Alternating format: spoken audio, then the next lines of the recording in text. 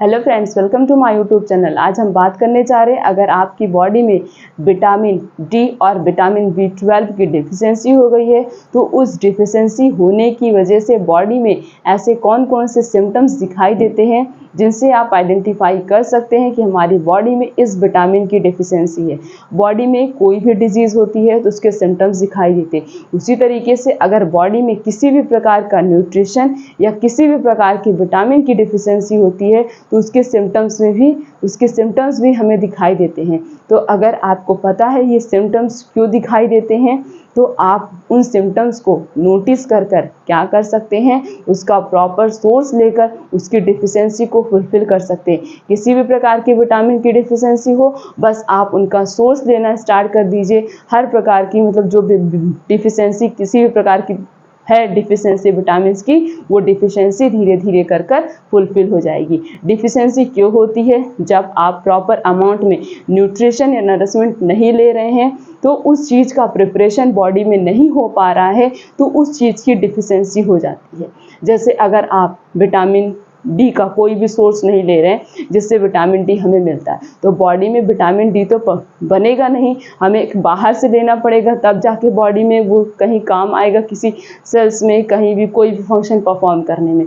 Body के अंदर तो प्रिपेयर हो नहीं रहा है, जब बॉडी में सोर्स मिलेगा तभी बॉडी के अंदर उस विटामिन की प्रिपरेशन होगी। तो उसी तरीके से अगर किसी भी विटामिन की डिफिशिएंसी हो जाती है तो उसके कुछ सिम्टम्स होते हैं, वो दिखाई देते हैं। उन सिम्टम्स से आप आइडेंटिफाई कर सकते हैं कि किस टाइप की विटामिन की डिफिशिएंसी है। तो आज हम स्पेशली बात करेंगे विटामिन डी और विटामिन B12 की डिफिशिएंसी होने की वजह से हमारी बॉडी में कौन कौन से सिम्टम्स ओरिजिनेट होते हैं। पहले हम बात करते हैं अगर बॉडी के अंदर विटामिन डी की डिफिशिएंसी हो गई है तो कौन कौन से सिम्टम्स कौन कौन से लक्षण दिखाई देते हैं। जो पहला सिम्टम्स है वो ये है कि वीकनेस, हमारी बॉडी बहुत ही ज़्यादा वीक फील करती है अगर बॉडी में विटामिन डी की डिफिशिएंसी हो गई है तो। नेक्स्ट इज़ फटीग, बॉडी बहुत ज़्यादा थकावट, हमेशा हमारी बॉडी में थकावट रहता है, ऐसा हमारी बॉडी फील करती है। अगला जो है कॉन्स्टिपेशन, गैस, एसिडिटी, इनके चांसेस बढ़ जाते हैं। तो कॉन्स्टिपेशन के चांसेस अगर बढ़ रहे हैं तो बॉडी के अंदर विटामिन डी की डिफिशिएंसी है। अब विटामिन डी की डिफिशिएंसी की वजह से कॉन्स्टिपेशन जैसी प्रॉब्लम क्यों बढ़ेगी?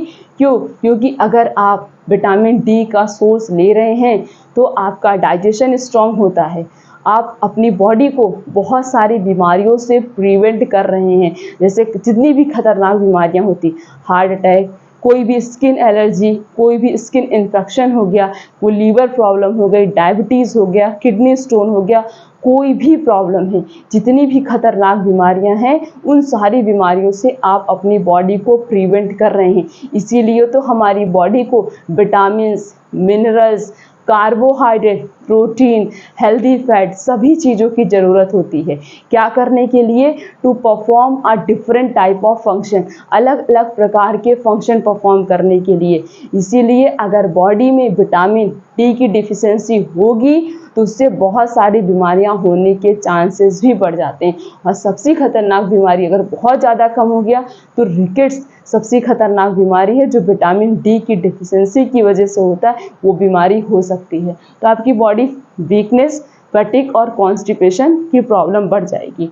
नेक्स्ट है पुअर एपेटाइट की प्रॉब्लम बढ़ जाती है अगर विटामिन डी की डिफिशिएंसी हो गई है तो। अगला है वेट गेन, आपका वेट बहुत ज़्यादा बढ़ जाता है अगर आप विटामिन डी का कोई भी सोर्स नहीं ले रहे हैं तो।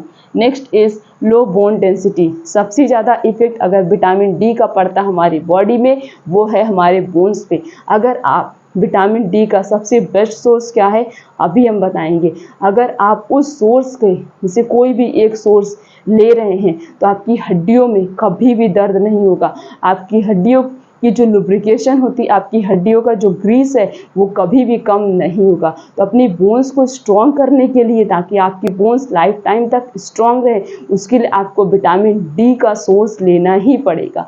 अब कुछ लेवल्स होते हैं, अगर विटामिन डी की कमी हो गई तब हमें बहुत सारे सिम्टम्स दिखाई, तो हमें ऐसा लग रहा है कि बॉडी में विटामिन डी की डिफिशिएंसी है। तो हमने टेस्ट कराया तो पता चला उस टेस्ट में कि विटामिन डी की डिफिशिएंसी है। अब लेवल क्या होता है कितना होना चाहिए, अगर इतना हो गया तो डिफिशेंसी हुई, कितना इनसफिशिएंट होता है, कितना मेंटेन होता है, हम बताते हैं। जैसे लेवल जो होता है वो 40 से 60 नैनोग्राम पर मिलीलीटर, ये मेंटेन लेवल होता है विटामिन डी का। अगर इतना है तो समझिए आपकी बॉडी में विटामिन डी है, सफिशिएंट अमाउंट में है, रिक्वायर्ड नहीं है।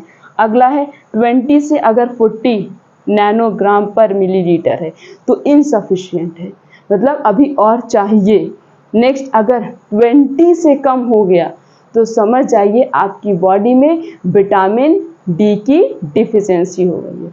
इसके सोर्स भी होते हैं और इसका कि टैबलेट भी आता है, कैप्सूल आता है, उसका भी आप यूज़ करके विटामिन डी की डिफिशियंसी को फुलफ़िल कर सकते हैं। अगर आप उस टैबलेट को वाटर की जगह पे दूध के साथ यूज़ करेंगे तो ज़्यादा बेस्ट होगा, उसका डाइजेशन अच्छा होगा और वो बॉडी में जाकर और भी अच्छा फंक्शन परफॉर्म करेगा। सोर्स क्या होते हैं? सबसे बेस्ट, सबसे पहला सोर्स है वो सबके माइंड में आता है जब भी विटामिन डी की हम बात करते हैं, तो सबसे बेस्ट जो सोर्स होता है वो है सनलाइट, मतलब जो है सूरज की रोशनी, धूप से जितना विटामिन डी हमें मिल जाता है उतना विटामिन डी हमें और किसी भी सप्लीमेंट से नहीं मिलेगा। इसीलिए अगर आप डेली 1 घंटे धूप में बैठते हैं तो आपकी बॉडी में कभी भी विटामिन डी की डिफिशियंसी नहीं होगी। चाहे आप विटामिन डी का सोर्स ले रहे हैं चाहे नहीं ले रहे, इससे कोई फ़र्क नहीं पड़ेगा। लेकिन जितना ज़्यादा आपको विटामिन डी धूप से मिलेगा उतना ज़्यादा आपको विटामिन डी कहीं और से नहीं मिल सकता है। इसीलिए डेली धूप में 1 घंटे बैठिए, विटामिन डी आपको मिलेगा। आप अपनी बॉडी को बहुत सारे डिजीज से प्रिवेंट कर रहे हैं। आपको किसी भी प्रकार की स्किन एलर्जी है, किसी भी प्रकार का स्किन इन्फेक्शन है या फंगस प्रॉब्लम है, हर प्रॉब्लम को विटामिन डी सॉल्व कर देता है। तो विटामिन डी का सबसे बेस्ट सोर्स क्या है? धूप है। और क्या हो सकता है? मशरूम भी हो सकता है, सीसम सीड को बढ़िया से आप क्या करिए, तवे पे भूनकर उसके लड्डू बनाकर भी आप खा सकते हैं। और white soybean, milk, walnut, corn, almonds, इन सब के अंदर भी विटामिन डी प्रेजेंट होता है। लेकिन सबसे ज़्यादा जो विटामिन डी प्रेजेंट होता है वो है धूप में ही प्रेजेंट होता है। इसीलिए आप 1 घंटे अगर धूप में बैठते हैं तो आपकी बॉडी में कभी भी विटामिन डी की डिफिशियंसी नहीं होगी, ना तो आपकी हड्डियों में कभी भी दर्द होगा। अगला है, अगर बॉडी में विटामिन B12 की डिफिशियंसी हो रही है तो बॉडी में कौन कौन से सिम्टम्स दिखाई देते हैं। अगर आप बहुत ज़्यादा हैप्पी फील कर रहे हैं, बिना मतलब कि हंस रहे हैं, बहुत ज़्यादा दिन भर खुश है, तो समझ जाइए उस पर्सन के अंदर विटामिन B12 उतना है जितना उसकी बॉडी को उस चीज़ की रिक्वायरमेंट है, तभी उसकी बॉडी इतना ज़्यादा फ्रेश और एक्टिव फील करती है। लेकिन अगर आपकी बॉडी में अनीमिया मतलब खून की कमी हो गई है तो समझ जाइए आपकी बॉडी में विटामिन B12 की डिफिशियंसी है।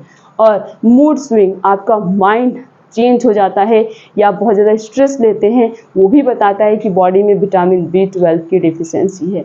नेक्स्ट इज़, आप अगर बहुत ज़्यादा टायर्डनेस फील करेंगे तो वो भी बताता है आपकी बॉडी में विटामिन B12 की डिफिशियंसी है।